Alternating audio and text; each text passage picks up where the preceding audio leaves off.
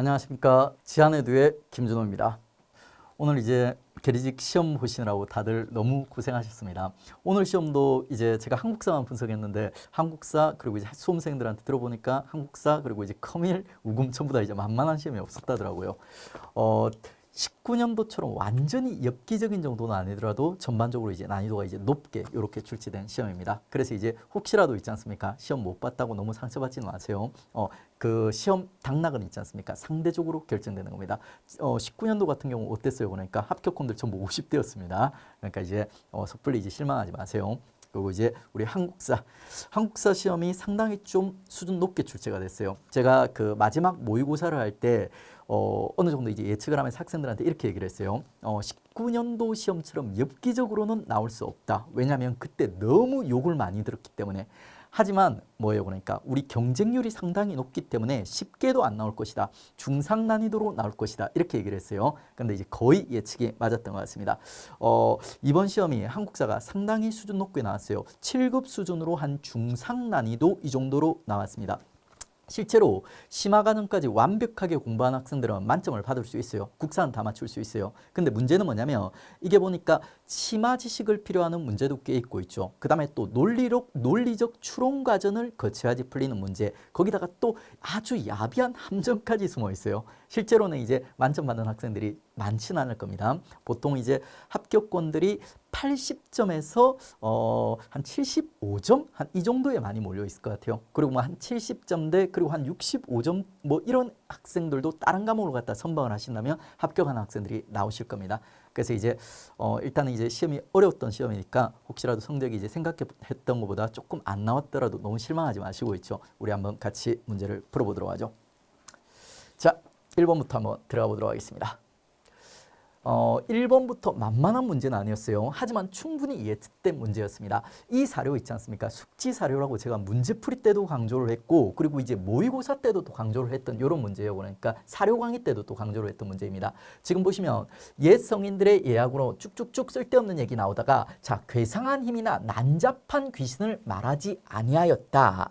원래는 이상한 일들, 기이한 일들을 역사서에 싣는 게 아니라는 거예요. 그런데 보세요. 삼국의 시조들이 모두 신이한 데서 나왔다고 해서 어찌 괴이하겠는가? 결국은 싣겠다는 거예요. 그러니까 이런 얘기들이 왜 나오냐면 삼국사기라는 곳에서 김부식이라는 인물이 뭐예요? 합리적 유교 사관을 갖다 정립하면서 이상한 말이 안 되는 얘기들은 싣지 마라고 한 거예요. 그래서 그 후대의 고려 역사가들 이런 비슷한 얘기가 나오는 책이 또 하나 있지 않습니까? 이규보의 동명한편이 있어요. 이규보의 동명한편이라 요게 이제 삼국 유사거든요. 유사가 이런 기이한 일들을 갖다 실으면서 있지 않습니까? 변명을 하는 거예요.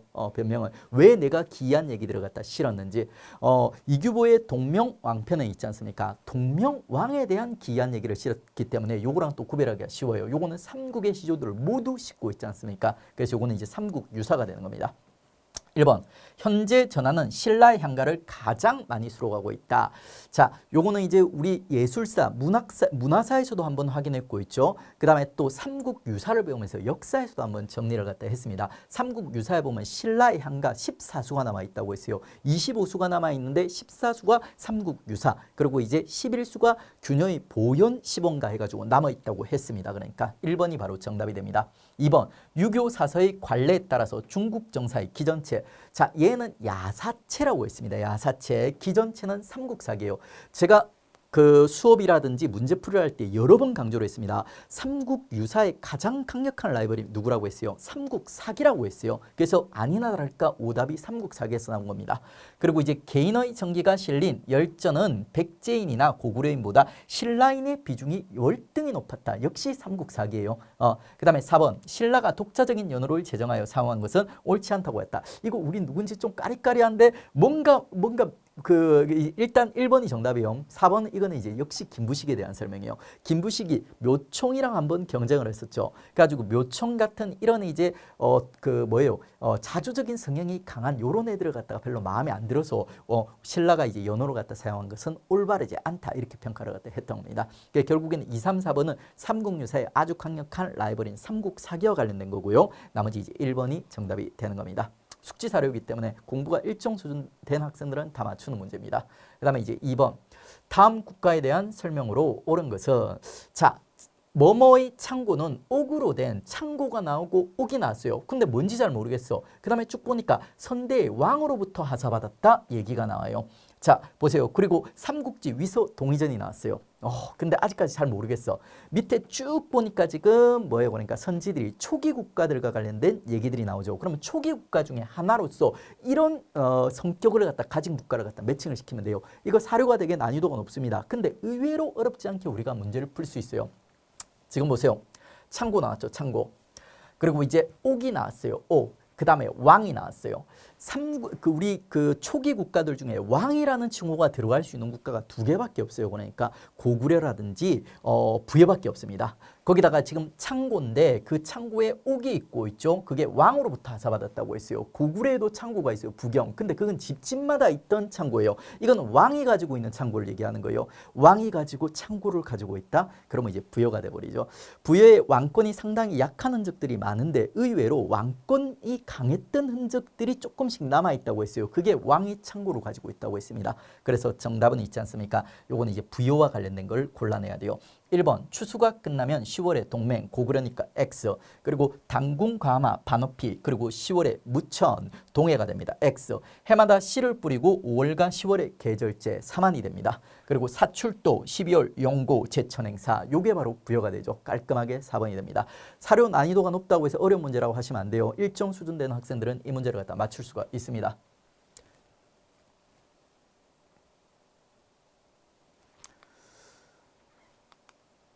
자, 다음은 이제 3번 보겠습니다. 신라의 발전 과정에 대한 사실들을 시대순으로 바르게 나열한 것은 신라의 이제 역사적 사건들을 갖다 쭉 나열하고 있어요. 우리 이제 삼국시대 순서 문제가 나오면 뭐를 그려라.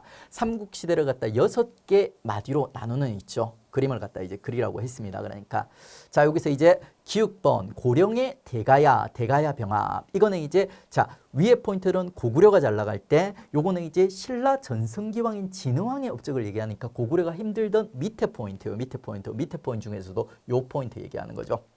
6세기 신라 전성기. 6세기 신라 전성기는 신라가 아주 급속하게 빠른 속도로 성장하고 있어요. 어떤 형태로? 계단식으로 3명의 왕이 신라를 아주 빠른 속도로 성장을 갖다 시킨다고 했어요. 바로 지법진이 되는 거죠. 요 중에 고령의 대가야를 병합한 거는 누구다? 그러니까 진호왕 때. 자, 그리고 니은 보겠습니다. 호국 염원을 담아 황룡사 구축목탑을 세웠다. 기억나죠? 그러니까 여러분들이 이제 신라의 문화재 여왕이란 별명을 가지고 있는 썬덕 여왕이 황룡사 구축목탑. 썬덕 여왕은 언제다? 신라가 힘들 때요. 고구려라든지 백제가 상대적으로 잘 나가던 요 7세기 전반을 갖다 얘기하는 겁니다. 요때 진짜 평범한 신라의 2명의 여왕이 나온다고 했어요. 진짜 평범한 선덕여왕과 진덕여왕이라는 2명의 여왕이 나온다고 했습니다. 그 중에서 이 선덕여왕과 관련된 얘기였죠. 그게 이제 니은번. 자, 그리고 이제 디귿번. 행정기관이 병부를 설치하여 왕권을 강화했다. 신라에서 병부를 갖다가 14부 중에 최초인 병부를 갖다 설치하는 누구라고 했어요? 같은 비읍자 들어가는 법풍왕, 지법진 중 법풍왕 되는 겁니다. 그 다음에 이제 리을번. 주군현 제도가 정해지고 실직주를 두었다. 자, 주군현 제도와 실직주는 있죠. 신라의 지증왕 때 등장했다고 했습니다. 그래서 이제 지증왕, 리을번. 그래서 지금 순서를 보시면 있죠. 리을, 리은, 기역, 그리고 이제 니은, 이렇게 이제 3번으로 가는 겁니다. 어렵지 않죠? 요거는 이제 일정 수준까지 삼국시대를 갖다 정리한 학생들은 쉽게 풀 수 있는 문제입니다. 자, 그리고 이제 4번 들어가겠습니다. 제가 예측하건데 이번 시험 중에 있지 않습니까? 이 문제가 가장 오답률이 높을 거예요. 이 문제 되게 쉬운 문제인데, 그렇게 느끼기 때문에 오답률이 높습니다. 보십시오. 다음 가로에 들어갈 인물에 대한 설명으로 옳은 것은 쭉쭉쭉쭉쭉 나오다가 지금 보세요. 그러니까 자, 영토를 크게 개척했다. 그리고 연호 인안이라고 얘기했죠. 엄청 쉽게 느껴집니다. 무인이 대문을 건설하였다. 무인이 대문을 건설하였다. 자, 그래서 무왕 때는 인안, 그리고 이제 문왕 때는 대응, 그리고 선왕 때는 건응 해서 3대 발해 연호들을 우리 암기를 했습니다. 그럼 무왕인데 보세요. 아들이 뭐뭐뭐가 죽었어요. 그러니까 죽고 나서 그 아들이 이런 업적을 남긴 거예요. 그러면 얘는 누구예요? 얘는 무왕의 아빠, 대조용 아들 무왕, 무왕 아들 문왕이라고 했죠. 그러니까 얘는 누구다? 그러니까 대조용이 돼버리는 거예요. 그러면 정답이 몇 번이다? 4번 보시면 당의 군대를 물러치고 동모산에서 나라를 발해를 공고하였다. 그러니까 4번 정답이 돼버려요. 근데 아마 학생들 대부분 장문으로 찍었을 거예요. 장문으로. 공부를 좀 잘하는 학생들이 그랬어요. 저도 이거 처음 볼 때 장문인 줄 알았어요. 근데 다시 이거 검토하다 보니까 아들이 들어가 있는 거예요. 깜짝 놀랐어요. 깜짝. 가지고 정답이 이제 4번이 됩니다. 다른 것들은 왜 틀리나 봅시다. 오경 15부 60부주 지방행정체제를 정비하였다. 선왕 때 있지 않습니까? 지배층이 바뀌게 되고 그리고 이제 지배층이 바뀌고 나서 이 새로운 지배층들이 권력을 공고히 하기 위해서 체제 개편을 갖다 했다고 했죠. 그 과정에서 오경 15부 62주가 등장한다고 했습니다. 그리고 2번 장문우 둥주 공격하였다. 무왕이 왜 무왕이요? 싸움을 많이 했어요. 누구랑? 당나라랑. 그 당나라와의 전쟁 시작을 알리는 장문우의 둥주 공격. 지금의 이제 덩저우 싼둥반도를 얘기하는 거죠. 그 다음에 삼성육부의 중앙간제와 지방행정조직을 정비하였다. 나중에 무왕 아들인 문왕 때 있지 않습니까? 문왕 때 그 발해가 당나라랑 화해하게 되고 있죠. 당의 선진문물들을 받아들이면서 체제를 정비하게 돼요. 그게 이제 삼성육부제. 그래서 이제 지금 보시면 이제 3번은 문왕이랑 관련되어 있습니다. 그래 정답이 이제 4번이 되는 거예요. 이 문제 학생들 엄청 많이 들었을 거예요. 이번 시험이 어떻게 보면 조금 이제 일단은 딱 보면 어려워요. 근데 좀 자세히 풀어다 보면 공부를 심화까지 한 학생들은 이거 대부분 아는 것 같아. 근데 그 과정에서도 또 함정이 숨어 있어가지고 성적이 절대 고득점으로만 그 고득점이 쉽게 나오지는 않는 시험입니다. 제가 뭐 한 80점에서 75점 정도로 이제 합격권을 예상을 했습니다. 근데 그 밑에 합격자들도 꽤 등장하게 될 거예요. 만약에 85점 정도 이렇게 받았다 상당히 이제 잘 받은 거예요. 물론 이제 한자 점수까지 합했을 때요. 다음에 이제 5번 고려시대 가족제도와 여성의 지위에 대한 설명으로 옳지 않은 것은 아들과 딸 모두 부모의 제사를 주관할 수 있다. 고려 조선 전기까지는 남녀가 상대적으로 평등하던 시기라고 했어요. 그 다음에 여성은 사회 활동에 아무런 제한이 없이 남성과 평등한 위치가 있었다. 제가 수업 시간에 맨날 뭐라고 했어요? 고려랑 조선 사이는 남녀가 상대적으로 평등한 시기. 언제보다? 조선 후기보다 남녀가 완전히 아무런 제한이 없이 완전히 평등했다. 이거 너무 극단적인 선지예요. 예를 들어서 뭐예요? 그러니까 여자 과거 볼 수 있어요? 없어요?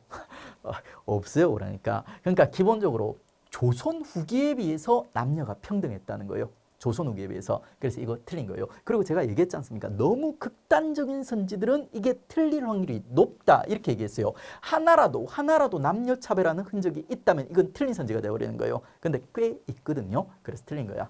그 다음에 혼인의 형태는 일부 일처가 일반적이었으나 축첩도 가능하였다. 이것도 제가 무슨 강의인지는 잘 기억이 안 나는데 이런 얘기를 했어요. 문제풀인가?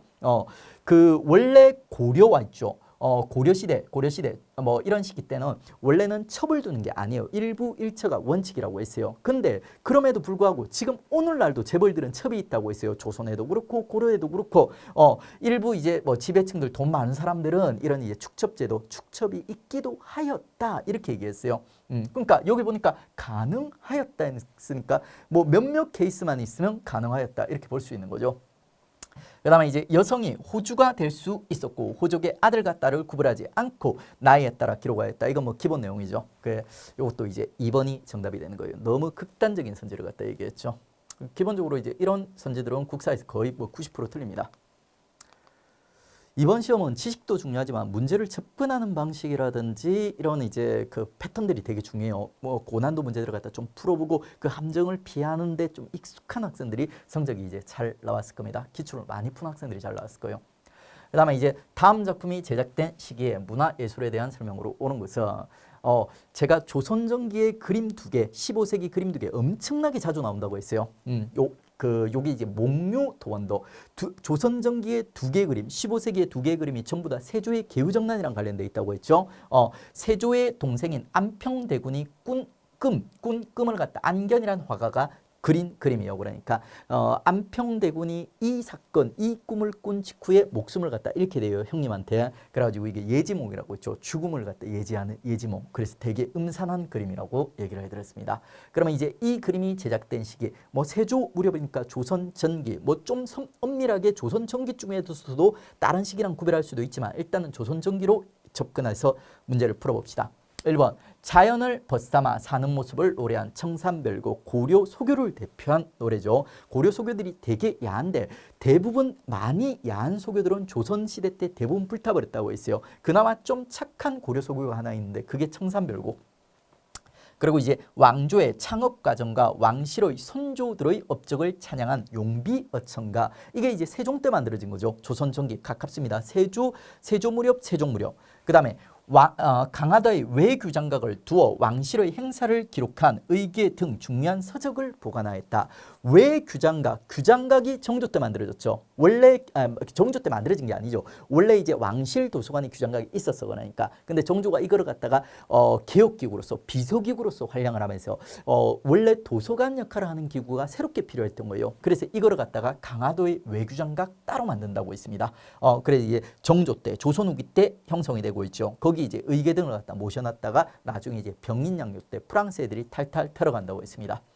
다음에 중인 서울층이 결성한 시사를 중심으로 위양 문학이 유행하였다. 조선 후기에 중인들의 신분 상승 운동의 일환으로 시사 같은 거, 전에도 시 잘 듣는다는 걸 보여주기 위한 시사 만들어지고 있죠. 그 시사를 중심으로 위양 문학들이 유행했던 거 우리 이미 배웠습니다. 이것도 거의 기본 지식이죠.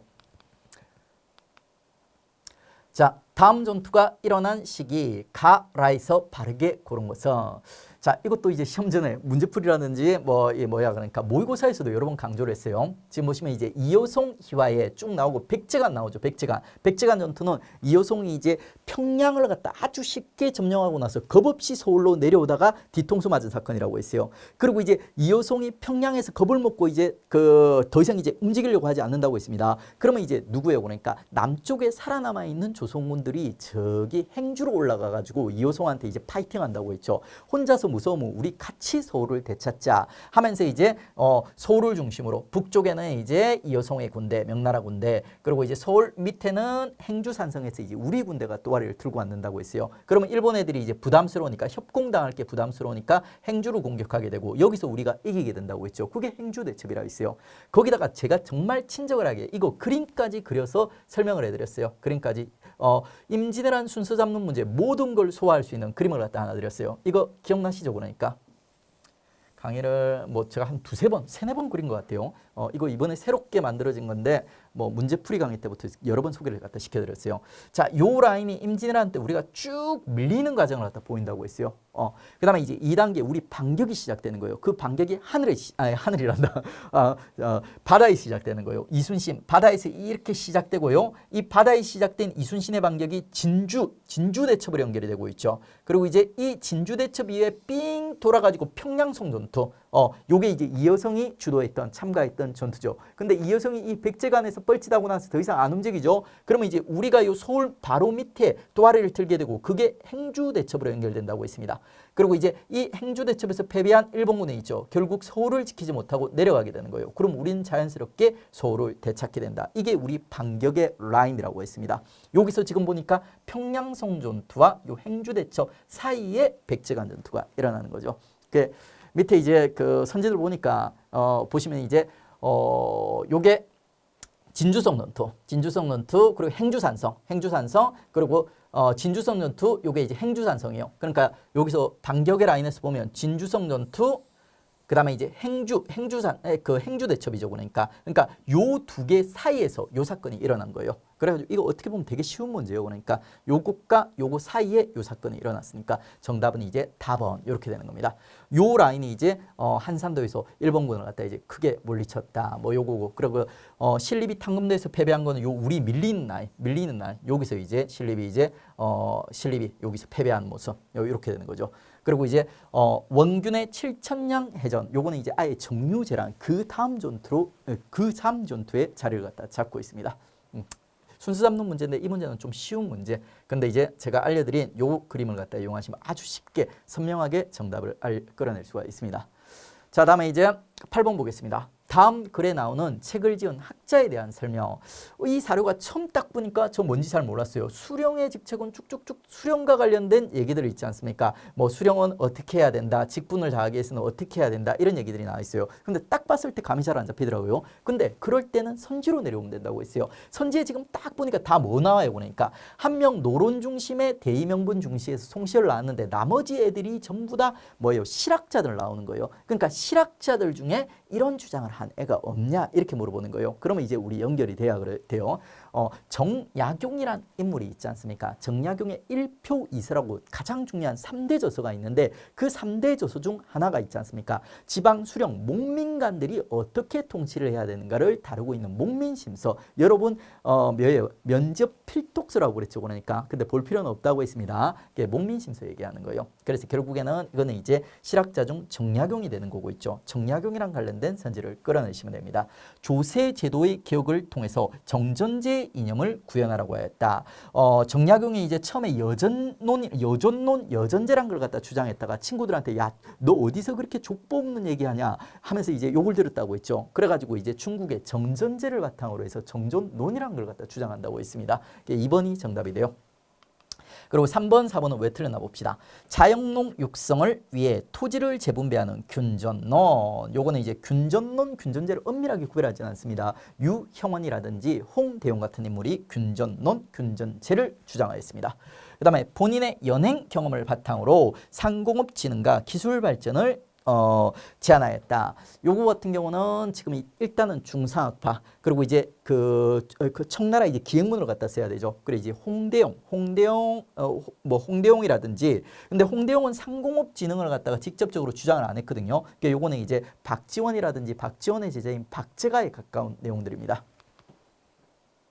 자, 다음에 이제 9번 들어가겠습니다. 자, 다음에서 묘사한 도시를 얘기하고 있어요. 운종가 우리 사료에서 여러 번 봤어요. 거기 이제 더 중요한 거 숭례문 있죠. 그 다음에 뭐 가게들 운종가가 지금 우리가 알고 있는 뭐예요? 그러니까 시전 상인들이 장사하는 곳이라고 했어요. 뭐 종루라고도 합니다. 거의 비슷한 의미로 쓰이고 있습니다. 그러니까 결국에는 뭐 숭례문 나왔고 운종가 나왔으니까 이 도시는 이제 조선의 수도인 한양이 되는 거예요. 한양. 그러면 이제 동시, 서시, 남시를 개설하였다. 이거는 신라에서 통일신라까지 얘기를 하는 거고요. 그리고 2번은 건원중보와 해동통보. 이거 암기법 여러 번 친절하게 알려드렸어요. 그러니까 건강하고 우리 활기찬 삶을 살기 위해서는 어떻게 해야 된다. 해해하고 아주 많이 웃어야 된다고 했어요. 동그랗게 웃어야 된다고 했어요. 요게 권원중보, 고려 성종 때 그리고 나머지가 전부 다 뭐 그러니까 고려 숙종 때 났다고 했어요. 활구, 사만통보 중보, 해동통보 중보, 동국통보 중보 해가지고 그래서 요거는 고려가 됩니다. X. 그 다음에 국가의 허가를 받아 영업하는 유기전이 번성하였다. 유기전이 조선의 시전상인을 갖다 대표하는 시전상인 6개의 물품을 파는 시전상인이라고 했습니다. 그러니까 요게 정답이 되는 거예요. 그 다음에 병난도 이것도 강조했어요. 그러니까 병난도는 이제 고려를 대표하는 항구 무역항 국제 무역항이라고 했어요. 역시 고려랑 연결이 되는 거죠. 정답 조선의 이제 서울이랑 한양이랑 연결되는 3번이 정답이 되게 되는 겁니다. 별로 안 어렵네요. 근데 실전에 들어가서 풀면 어려워요. 그러니까 이거 쉽지 않습니다. 이게 거의 7급 수준으로도 중상 난도가 조금 높은 수준의 문제예요. 4번 같은 경우도 이거 합격률 거의 한 10%, 15% 이 정도밖에 안 나옵니다. 이런 것들. 그 다음에 이제 밑줄 친 반란에 대한 설명으로 옳은 것을 보기에서 모두 고르면 자 반란을 일으킨 적도는 평안도. 자 평안도에서 반란이 일어났대요. 그리고 청천강 나왔네. 게임 끝났네. 무슨 반란이에요? 홍경래 난 얘기하는 거죠. 홍경래 난과 관련된 걸 2개 찾아라. 기억번 평안도 지역에 대한 차별 저항하였다. 맞죠? 그러니까 홍경래 난의 가장 근원적인 원인이 평안도에 대한 차별이었어요. 일단은 3, 4번 제껴. 그러니까 리을은 볼 것도 없어요. 실전에서. 기역 디귿 중에 하나를 갖다 고르는 그 니은 디귿 중에 하나를 고르는 거예요.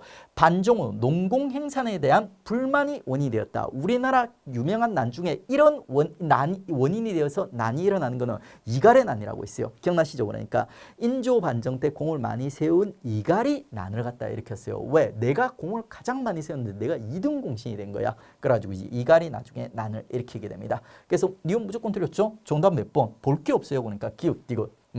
무반 출신과 광산 노동자들이 적극 가담하 있다. 뭐 완전 정확한 표현은 아니에요. 원래 상인들이랑 광산업자들이 더 많이 참여했어요. 근데 이제 반란이다 보니까 그 지역 이제 무신 출신들, 하급 무신 출신들도 일부 개입을 했습니다. 틀린 선지는 아니에요. 그 다음에 뭐 의주, 안주를 연이어 점령하여 조정을 크게 위협하였다. 이 문제가 이 선지가 되게 좀 까다로워요. 의주, 안주 일대가 요 그 청천강 일대, 평안도 일대거든요. 요 반란이 일어난 일대예요. 근데 의주와 안주는 점령을 못했어요, 얘들이. 그래가지고 그건 틀린 거예요. 근데 이 선지가 까다로운데 제가 뭐라고 했습니까? 시험 문제는 여러분이 확실히 알고 쉬운 기본적인 내용을 중심으로 접근하라고 했죠. 어려운 내용을 중심으로 접근하면 문제가 어려워지고 시간이 많이 걸리고 틀린다고 했습니다. 만약에 그 말을 잊고 리을을 중심으로 문제를 풀려고 했다. 그러면 이거 되게 헷갈리고 정답을 맞췄다고 해도 시간을 갖다 낭비했을 문제예요. 근데 만약에 제가 얘기했던 대로 쉬운 걸 중심으로 쉽고 명확한 걸 중심으로 접근했다고 했지 않습니까? 이 문제 한 20초 만에 푸는 문제예요. 그러니까 어렵게 들어갈 필요가 없습니다. 자, 쉽게 가는 게 좋아요. 인생은 안 그래도 어렵습니다. 시험은 더 어렵고요. 자, 다음에 이제 11번 보겠습니다. 근대 문물이 들어오면서 조선 사회가 경험한 새로운 변화와 관련하여 옳은 것을 모두 고르면 이 문제도 좀 상당히 어려운 문제였어요. 근데 이렇게 어려운 문제일수록 더 명확하고 더 쉬운 지식, 명확한 우리가 아는 지식을 중심으로 접근을 해야 돼요. 이 문제는 아는 지식을 중심으로 접근하려고 해도 심화 지식이 필요한 문제였어요. 그럼에도 불구하고 이제 풀 수는 있습니다. 심화 과정까지 마스터한 학생들은 맞출 수 있어요. 기억본 보세요. 자, 근대 우편조도와 전신시설이 모두 1884년에 시작하여 원거리 통신의 시대를 열었다. 근대 우편제도는 갑신정변 84년 맞죠? 그러니까 근데 전신시설이 문제예요. 제 교재에 보면 85년도라고 되어 있습니다. 국내 뭐 전신시설. 근데 그 밑에 옅은 글씨로 이렇게 되어 있어요. 자, 그 부산가 있지 않습니까? 일본의 그 나가사키간에 있지 않습니까? 전신이 처음 설치됐는데 그게 84년도로 되어 있어요. 이거 맞는 선지입니다. 근데 그 나가사키를 제가 안 중요하다고 했어요. 그러니까 학생들이 이거 그 맞는지 틀렸는지 조금 85년도경이니까 거의 시기 비슷하긴 한데 뭔가 확실히 안 온다. 삼각형. 그 다음에 근대 의료 시설은 갑오개혁 이후 더욱 확산되어 1895년 정부의 위생국을 설치하고 전염병 예방 규칙도 제정하였다. 이거 제가 안 다뤄들었어요. 몰라요. 그러니까 세모. 자, 그 다음에 이제 전등 1887년 2기죠. 가능해요. 전등이 2기에 도입됐다고 했어요. 고종과 미국인의 합작으로 설립한 한성전기회사가 경복궁에 처음으로 설치하였다. 지금 다 맞는데 결정적인 하자가 있어요. 뭐예요? 한성전기회사. 제가 이거 수업 시간에 강조를 했습니다. 기본 강의 때부터 강조를 했어요. 사기 있지 않습니까? 전반부에 한성전기회사가 만들어진다고 했어요. 얘는 2기예요. 그러니까 2기. 얘는 4기 그러니까 4기 전반부에 한성전기회사가 만들어진다. 왜 만들어졌다? 사기 후반부에 전철 비슷한 그 뭐죠? 그러니까 전차가 등장하게 돼요. 전철이 아니고 전차죠. 전차가 등장하는 거예요. 그 전차가 엄청난 전기를 갖다 필요합니다. 그래서 이 전차, 사기 후반부에 등장한 전차의 전기를 공급하기 위해서 사기 전반부에 먼저 뭐를 만들었다? 한성전기회사, 왕실과 미국인이 합작해서 만들었다고 했습니다. 자, 그러면 이거 틀린 거죠. 그러니까 2기 사건과 4기 사건을 미묘하게 섞어놓은 거예요. 그러니까 이건 무조건 틀렸어. 자, 그러면 우리 어떻게 접근한다? 이 두 개는 모르죠. 그러니까 모르는 거 가지고 접근하지 마세요. 디귿번 절대 아니야. 요 하나만 알아도 일단 두 개 중에 하나 2분의 1로 확률이 높아집니다. 그 다음에 두 번째 보겠습니다. 철도는 광무개혁 때 경인선을, 사기 때 경인선이 개통되는 게 있지 않습니까? 지금 개통을 얘기하고 있죠. 개통되는 게 연도도 알려드렸어요. 1899년. 그 다음에 이게 있지 않습니까? 완공되는 거는 조금 특이하게 그 다음 해에 완공된다고 했어요. 그리고 먼저 이제 그 노량진까지 들어왔다. 나중에 이제 그 노량진까지 먼저 개통을 시키고 1년 후에 한강 다리를 갖다 놓고 나서 1900년도에 개통을 갖다 시킨다고 했어요. 맞아요. 그러니까 뭐 1899년이 됐던 1900년이 됐던 사기가 많습니다. 그 다음에 러일 전쟁 때 경부선 역시 많습니다. 그 다음에 간도 협약으로 경의선을 모두 일본이 개통하였다. 모두 일본이 개통한 거 맞아. 근데 함정이 숨어 있어. 그러니까 지금 보세요. 간도 협약. 제가 심화 수업에서 이걸 정리해 드렸어요. 독서관 명강.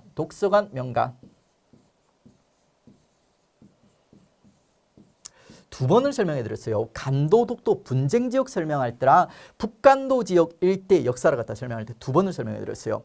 자, 1905년부터 있죠. 1905년, 6년, 7년, 8년, 9년에 가지고 있죠. 우리 분쟁 지역인 독도와 간도와 관련된 사건들이 쭉쭉쭉 일어난다고 했어요. 1905년은 있죠. 일본이 독도를 갖다가 시마네현에 그 강제로 편입시킨 해요. 독도를 빼앗긴 해. 그 다음에 이제 북간도 일대가 있지 않습니까? 북간도 일대가 학교 중심으로 발전하는데 그 첫 번째 학교가 서전소숙. 그리고 이 서전소숙 이후에 있지 않습니까? 서전소숙이 만들어지고 나서 일본이 간도파 주소를 설치해가지고 서전소숙을 탄압한다고 했어요. 그러면 서전소숙 폐교되거든요. 그럼 그 다음에 서전소숙 졸업생이 명동학교 만들고 그 다음에 이제 그 이후에 간도를 갖다 일본에 팔아버리는 간도협약이 맺어진다고 했어요. 간도협약은 1809년이 됩니다. 근데 여기 보세요. 경의선이 나왔어요. 경의선이 간도협약으로 일본이 개통하였다 이렇게 돼 있는데 경의선이 개통된 해가 언제다 그러니까 이건 연도 알려드렸어요. 경의선이면 자 의자 있지 않습니까? 제가 이렇게 알려드렸어요. 의자를 이렇게 그리라고 했어요. 이자를 이렇게 이렇게 그린 다음에 있지 않습니까? 지우개 어디 갔어? 지우개 요걸로 지우는 거구나. 제가 아직 좀 안 익숙해요. 요렇게 그리고 이제 요렇게 지워달라고 했어요. 그러면 이제 육자랑 의자랑 연결이 되죠. 육자랑 의자랑 연결이 되죠. 그래가지고 이제 경의선은 육자랑 관련돼 있다. 그리고 개항기에 일어났던 그 프랑스와 관련된 사건들이 모두 육자랑 관련돼 있다고 했어요. 그래가지고 육자랑 비슷한 경의선 그리고 이제 육자랑 비슷한 경의선은 프랑스에서 그 개설권을 갖다 가져갔다. 프랑스는 여기서는 상관이 없긴 하네요. 이 문제 풀 때는. 근데 완공이 된 게 있지 않습니까? 경의선이 육자랑 비슷하기 때문에 1906년도 프랑스와 관련돼 있기 때문에 1906년도에 완공되고 개통되었다고 했어요. 그래가지고 지금 1909년도에 간도협약보다 더 앞서 개통이 되었던 거예요. 틀린 거예요. 이거 고난도 내용이긴 하지만 심화 때 분명히 다뤄졌어요. 한 두세 번을 다뤘습니다. 그 내용을 캐치했다면 이것도 무조건 틀리는 거야. 디귿, 리을이 지금 틀려버리죠. 그럼 정답은 1번밖에 안 돼요. 풀 수는 있습니다. 근데 어려운 문제입니다. 헷갈려요. 그러니까 이 정도 풀 정도면 만점 나옵니다. 이 시험. 예.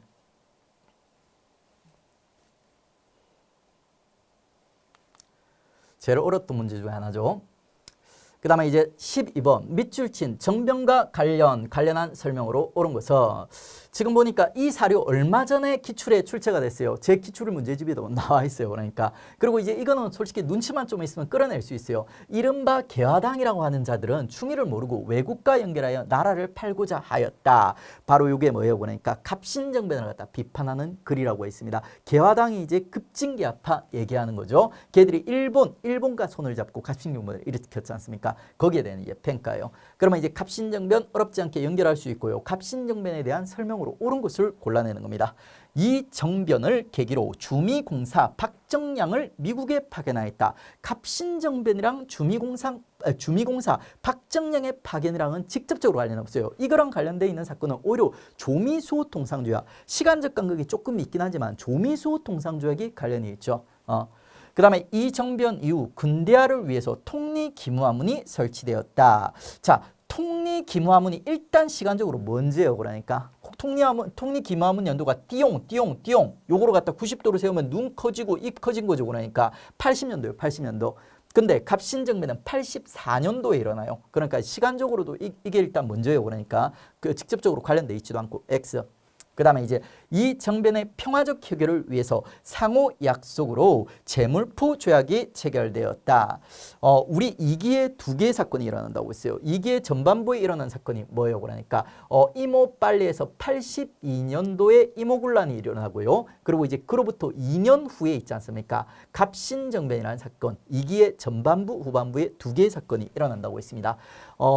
이모군란 때 후속조약으로 제물포조약이 맺어지고 있죠. 갑신정변 때 후속조약으로서 한성조약이 맺어진다고 했어요. 그러니까 요거는 이제 제물포조약은 이모군란 이후에 맺어진 거예요. 이모군란이랑 관련돼 있어요. 요 두 개를 구별할 때 어떻게 구별한다? 요 두 개의 사건이 결국에는 청나라 군대가 개입해서 진압해서 청의 영향력이 강해지는 시기라고 했어요. 그렇기 때문에 자, 일본의 영향력이 제한된다 해서 제물포조약, 한성조약이라고 구별해서 정리하라고 했어요. 이거 크로스에서 나오는 게 전형적인 오답이에요. 야비하다 뭐 이렇게 얘기하시면 안 돼요. 전형적인 오답이에요. 예측할 수 있는 오답. 그 예측할 수 있는 오답이 나왔습니다. 그 다음에 이 정변의 주도 세력은 해상공국의 혁파 등 여러 개혁을 시도하였다. 자, 갑신정변 세력의 정치적 지향이 일본이랑 비슷하게 입헌군주제를 지향한다고 했어요. 입헌군주제는 정근대 왕정에 비해서 왕권이 강해진다 약해진다. 왕권이 약해지고 신하들한테 내각의 힘을 실어주는 제도입니다. 그래서 왕권을 견제하기 위한 세 가지 개혁이 있죠. 요 갑신정변 때 추진되는데 요거 암기하는 방법 알려드렸습니다. 어떻게 암기한다? 주인공이 해상공국이었어요. 해상공국이 왕이랑 친한이 있지 않습니까? 왕이랑 친한 보부상단체들이에요. 왕을 지지하는 세력이에요. 왕의 측근이라고 보시면 돼요. 그래서 왕권을 약화시키기 위해서 갑신정변 세력이 해상공국을 폐지시켜버리려고 하는 거예요. 그랬더니 이제 왕이 뭐라고 하냐면 깜찍하고 귀여운 왕이 해상공국 내꾸 하면서 해산시키지 마 한다고 있죠. 그러니까 가지고 이제 3대 갑신정변 때 폐지된 세계기구가 해상공국, 그리고 이제 내시부, 그리고 이제 규장각 세 개를 갖다 갑신정변 때 해산시켰다고 있습니다. 그 중에서도 주인공 해상공국이 지금 정답으로 나왔네요. 4번이 정답이 되는 겁니다.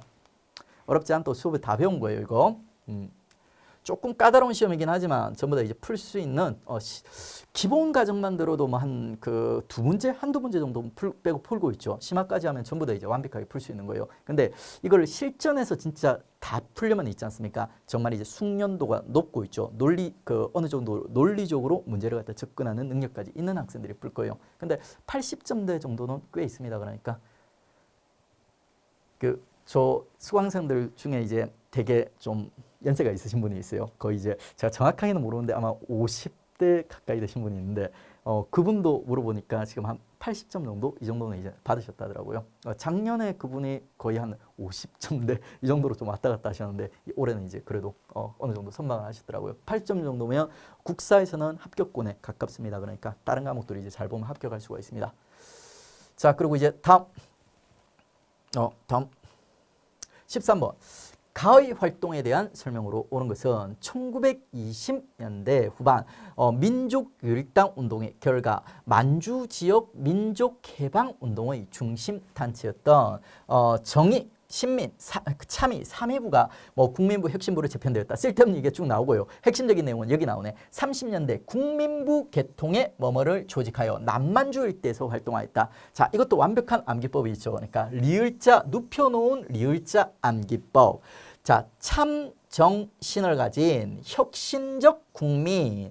요게 이제 혁신적 국민, 참정신을 가진 혁신적 국민. 그리고 이제 혁신의회는 있지 않습니까? 요게 같은 히읗자 들어가는 한국 독립군으로 연결이 되고요. 그 다음에 이제 국민부 있지 않습니까? 국민부는 조선혁명군으로 연결된다고 했어요. 조선혁명군. 혁자죠. 예, 잘못 그렸어요. 혁명군, 조선혁명군. 그래서 이제 결국 국민부에서 연결돼서 들어가니까 조선혁명군이 되는 거예요. 조선혁명군과 관련된 선지를 골라냅니다. 그리고 또 여기 보니까 이제 남만주로 나와 있죠. 요까지는 남만주 조직, 그리고 요까지는 북만주 조직이라고 있어요. 그래가지고 이제 조선혁명군이라는 걸 명백하게 보여주고 있어요. 영능가와 흥경성 전투. 자, 조선혁명군을 주도했던 인물이 누구다?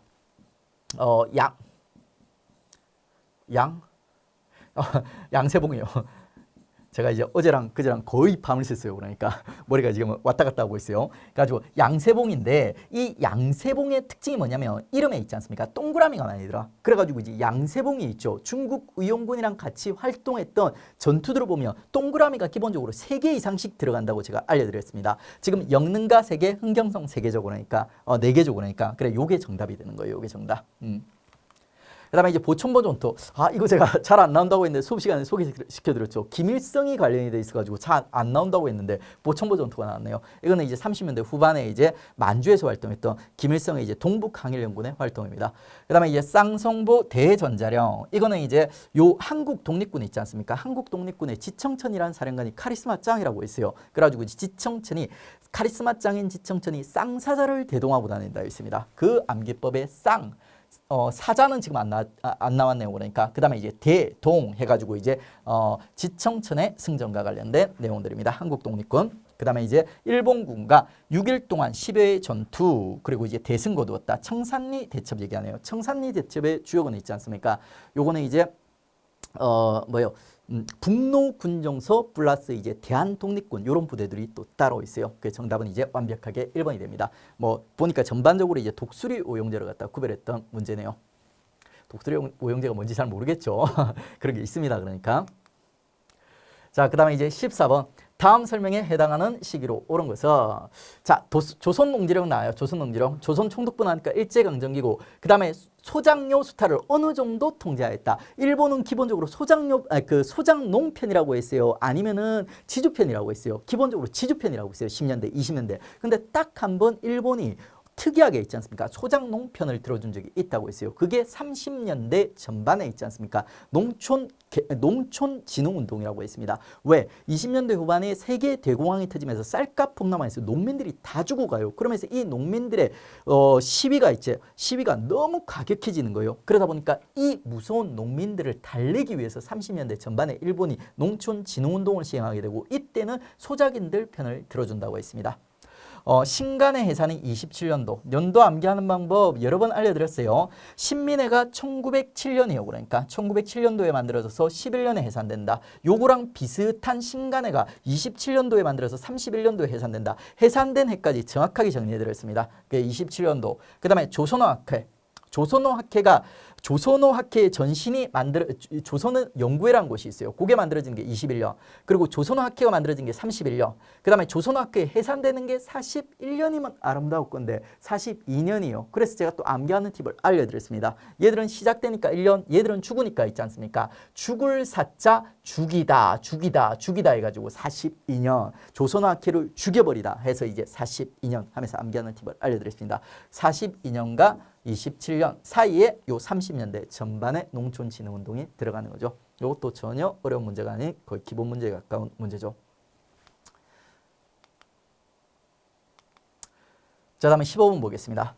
한국의 경제 성장과 민주화 진전에 관한 연대별 설명에 대한 설명으로 옳지 않은 것은 1960년대 노동집약적 수출 주도형 공업화 전략 매년 10% 안팎. 그러니까 다 맞아요. 노동집약적 수출 주도형 공업화 전략 그리고 빠른 발전을 하였다. 그리고 70년대 근로조건 개선을 위한 전태일 분신.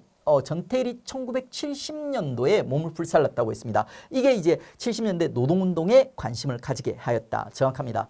80년대 저금리, 저유가, 저달러, 일명 3조 호황에서 전두환 정부가 있지 않습니까? 아주 잘 나갈 수 있는 배경이 되었다. 그러면서 이제 고성장, 그리고 이제 흑자를 낳았다. 이렇게 공부를 했습니다. 정확해요. 자, 그러면 이제 다 맞으니까 정답은 이제 4번이겠네요. 4번 왜 틀렸나 봅시다. 90년대 한때 중단되었던 대통령 직선제 부활 뭔 소리예요? 그러니까 1987년도에 있지 않습니까? 손가 지금 머리가 따로 놀고 있어요. 1987년도에 있지 않습니까? 9차 개헌이 이루어지면서 직선제가 실현되게 돼요. 87년 이후로 대통령 직선제 쭉쭉쭉쭉쭉 실현되고 있습니다. 그래서 4번 바로 틀렸습니다. 그러니까. 자, 다음은 이제 다음 각 자료에 해당하는 시대의 지방제도에 대한 설명으로 옳은 것은 자, 일단은 이제 시대를 끌어내고 그 시대의 지방제도로 갖다 연결하는 문제. 뭐 단계가 조금 이제 거쳐야 되지만 뭐 문제 자체는 어렵지 않았어요. 지금 살인한 자는 사형에 처한다. 그 다음에 상곡, 상해를 입힌 자는 곡물. 그 다음에 이제 남에게 물건을 훔친 자는 재산을 몰수하고 노비로 삼는다. 도노, 도노, 상곡. 요거 고조선과 관련된 키워드죠.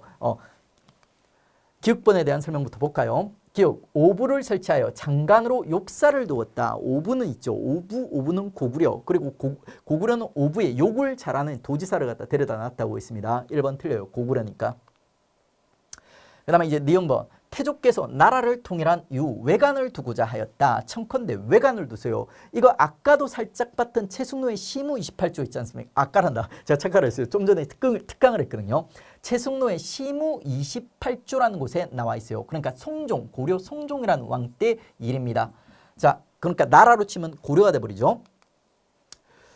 고려 12목을 설치하고 장관으로 목사를 뒀다. 이게 바로 또 성종 때 일이에요. 성종 때 일이에요. 최승로가 외관을 두소서 하면서 건의를 하니까 15목이라는 큰 도시들에 있죠. 외관, 지방관을 둔 거예요. 그게 이제 목사예요. 2번이 바로 정답이 됩니다. 그 다음에 3번 보겠습니다. 골품을 따져 사람을 쓰기에 그 족속이 아니면 비록 뛰어나 더 볼 게 없습니다. 신라의 골품제 얘기하는 거죠. 신라의 골품제. 자, 디귿번 팔도를 설치하고 장관으로 관찰사. 팔도와 관찰사가 들어가면 조선 얘기하는 거죠. 조선의 팔도. 그 다음에 이들은 집합하자마자 우선 독립만세. 그 다음에 이제 경찰서 관서를 갖다 습격가 있다. 3.1운동 얘기하는 거예요. 3.1운동. 일제강점기 3.1운동 얘기하는 겁니다. 그러면 제가 잘못 넘긴데 3.1운동 그러면 이게 23부 설치 장관으로 관찰사를 두었다. 23부는 있지 않습니까? 요거 가보 2차 기역 때 그 23부 팔도를 23부로 개편하는 모습이 등장하게 돼요. 그러니까 요거는 이제 개항기 세 번째 마디 얘기하는 겁니다. 일제강점기가 아니라 틀렸습니다. 정답 맞는 거는 이제 2번밖에 없는 거죠. 뭐 같이 풀어보니까 별로 어려운 거 없죠. 그리고 전부 다 수업 시간에 배운 거죠. 그러니까 자, 그 다음에 이제 시대별 교육기관에 대한 설명으로 옳지 않은 것은 삼국 가운데 백제와 신라는 모두 국학이라는 체교 교육기관을 두었다. 잠시만요.